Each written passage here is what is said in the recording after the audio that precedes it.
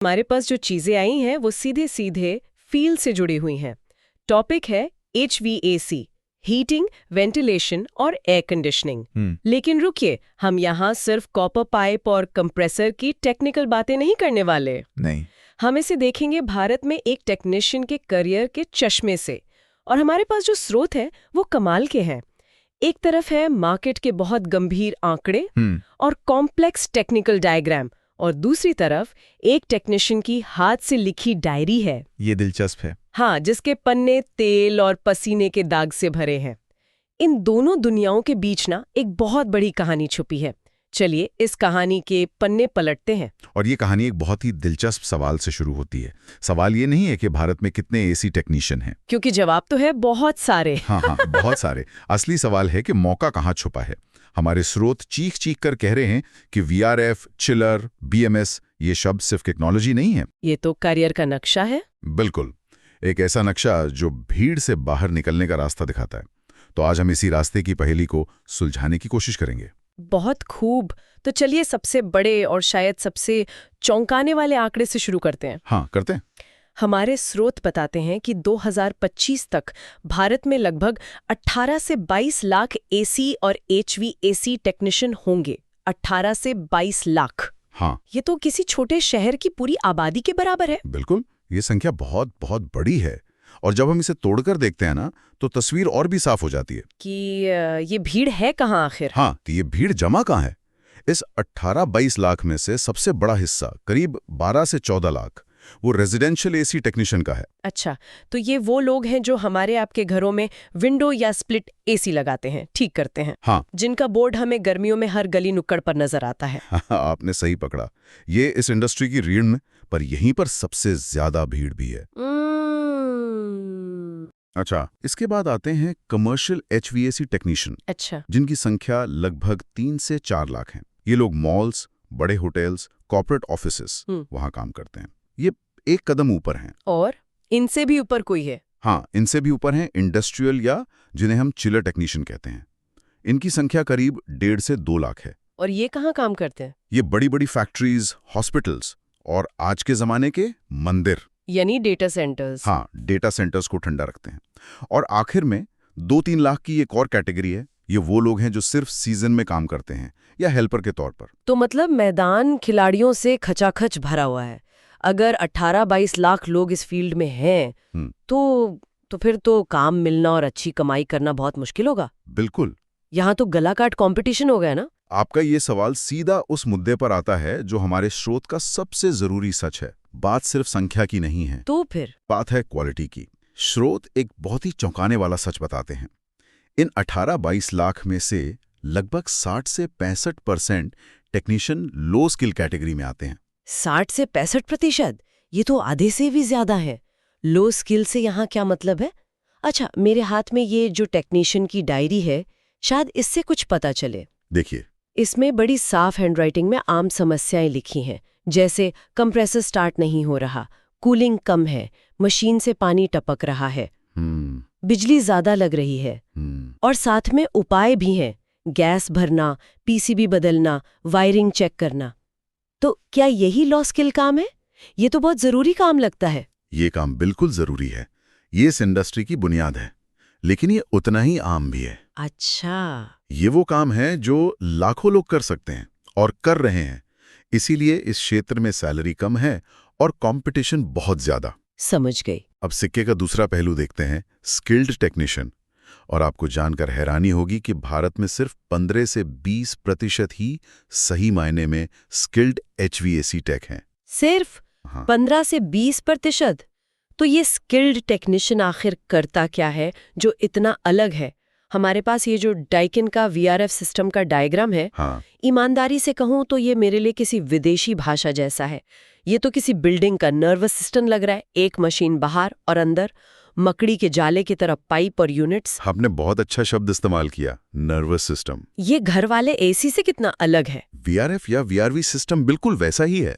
जैसा कि डायग्राम दिखा रहा है, यहाँ एक बहुत बड़ा और इंटेलिजेंट आउटडोर यूनिट होता है जो एक बॉस की तरह काम करता है। अच्छा, एक बॉस। हाँ, और वो एक साथ कई अलग अलग तरह के इंडोर यूनिट्स को कमांड देता है। कहीं कैसेट एसी चल रहा है, कहीं डक्ट वाला, कहीं दीवार वाला। मतलब हर कमरे की जरूरत के हिसाब से। बिल्कुल, हर कमरे की जरूरत के हिसाब से ये सिस्टम रेफ्रिजरेंट का फ्लो कंट्रोल करता है। ये सिर्फ तार जोड़ने जैसा नहीं है, ये पूरे सिस्टम को समझना और उसे बैलेंस करना है। इसके लिए पाइपिंग का विज्ञान, रेफ्रिजरेंट फ्लो का गणित, इन सब की गहरी समझ चाहिए। अच्छा, तो इसका मतलब है कि एक ही बॉस मशीन पूरी टीम को चला रही है। कमाल है। और फिर ये कूलिंग टावर का डायग्राम है, ये तो और भी बड़े स्केल की मशीन लग रही है। हाँ, और चिलर सिस्टम तो इससे भी एक कदम आगे है। वो कैसे? इसे ऐसे समझिए जैसे हमारे शरीर में खून दौड़ता है और पूरे शरीर का तापमान कंट्रोल करता है।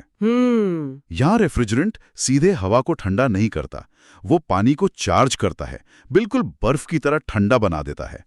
फिर यही ठंडा पानी नसों की तरह पूरी बिल्डिंग में पाइप के जरिए दौड़ता है और हर कोने को ठंडा करता है।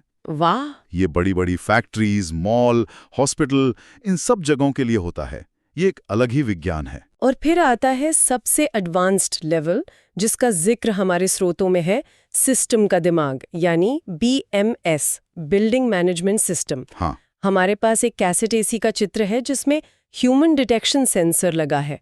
मतलब एसी इतना स्मार्ट हो गया है कि उसे पता है मैं कमरे में कहाँ बैठी हूँ। हाँ, ये तो साइंस फिक्शन जैसा लग रहा ये है। आज की हकीकत है।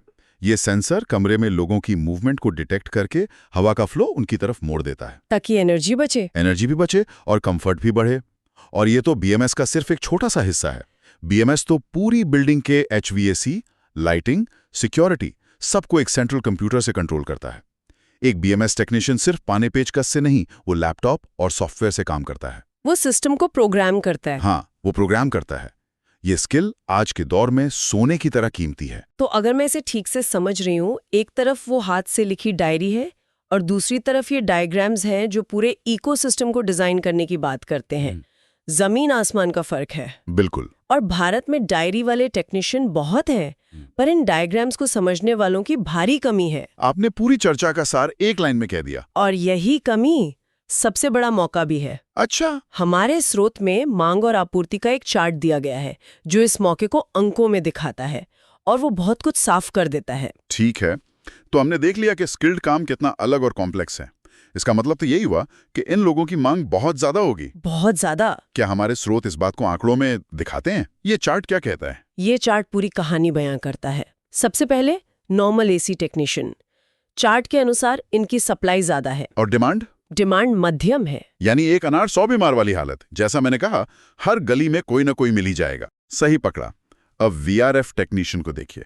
यहाँ सप्लाई कम है लेकिन डिमांड बहुत ज्यादा है, क्योंकि हर नई कमर्शियल बिल्डिंग, हर नया ऑफिस कॉम्प्लेक्स इसी टेक्नोलॉजी पर बन रहा है। मतलब यहाँ अनार ज्यादा है और खाने वाले कम, तो यहाँ टेक्नीशियन की पूछ होगी। बिल्कुल। और चिलर टेक्नीशियन का क्या हाल है? उनकी सप्लाई तो बहुत ही कम है और डिमांड बहुत ही ज्यादा।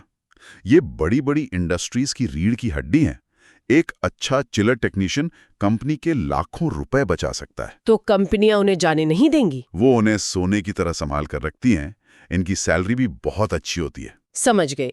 तो फिर BMS टेक्नीशियन का क्या हाल है, जो इस पिरामिड के सबसे ऊपर बैठे हैं? BMS टेक्नीशियन की सप्लाई चार्ट के अनुसार लगभग न के बराबर है। एक्सट्रीमली रेयर शब्द का इस्तेमाल किया गया है। और डिमांड विस्फोटक रूप से बढ़ रही है। जैसे जैसे भारत में स्मार्ट बिल्डिंग्स और ग्रीन बिल्डिंग्स का चलन बढ़ रहा है, BMS एक्सपर्ट्स की मांग आसमान छू रही है।